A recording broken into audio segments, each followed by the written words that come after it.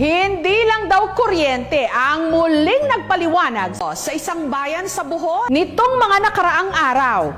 Dahil sa kanilang bayan, meron din daw nagbigay ng spark nung dooy nakita o na-sight ang isang poging lineman. Sino siya? Restoration ng power!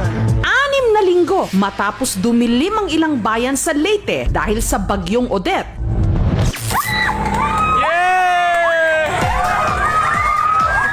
Hiyawan at palakpakan ng mga residente nang sa wakas, nagkaroon na ulit sila ng kuryente. Let there be light. Yay! Masayang masaya. Thank you, Leiko 3 and 4. Pero kasabay ng pagliwanag sa kanilang lugar, ang pagkabuhay rin ng mga tila natutulog nilang puso. Courtesy ng litratong ito. Pailawin mo ang aking mata, kuya. Ay, ang aming ilaw pala. Ang cute ni Kuya. Bigla lang umilaw ang aking mundo.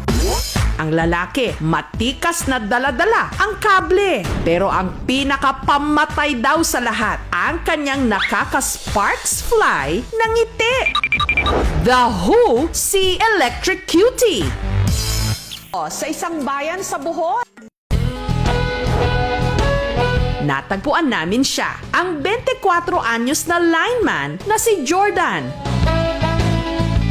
Tall, dark, and handsome. Sobrang gwapo niya po, tapos ang cute.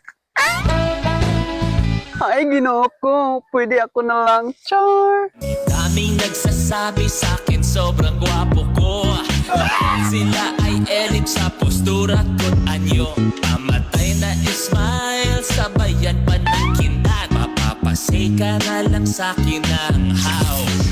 Ang viral photo ni Jordan, pang documentation lang daw. Resibo o pruweba ng power restoration activities sa probinsya. Ako ga-expect nga, mubera lang video karon. Nya, ug mugawas yung bay, perting uwawa na naho, kay daghan na kayong mapapicture na ho. Kay kaanggi daw na ho si Ronnie Alunte. Ako ay gwapo, gwapo, gwapo. Sobrang gwapo ko. Gwapo, gwapo. Ako ay sobrang gwapo, gwapo, gwapo. Ang gwapo, gwapo ko.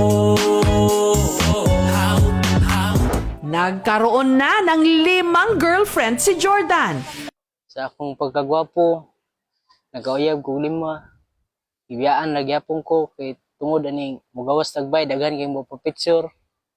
Mong karon nagluya jud ko. Hanggang nitong 2018, sumali siya sa libreng training sa pagiging lineman. Pinakalisod yun akong experience sa lineman nga ipangagian may bagyo. Hinanglan jud og duty naa jud ko permi. Ako ay gwapo, gwapo, gwapo.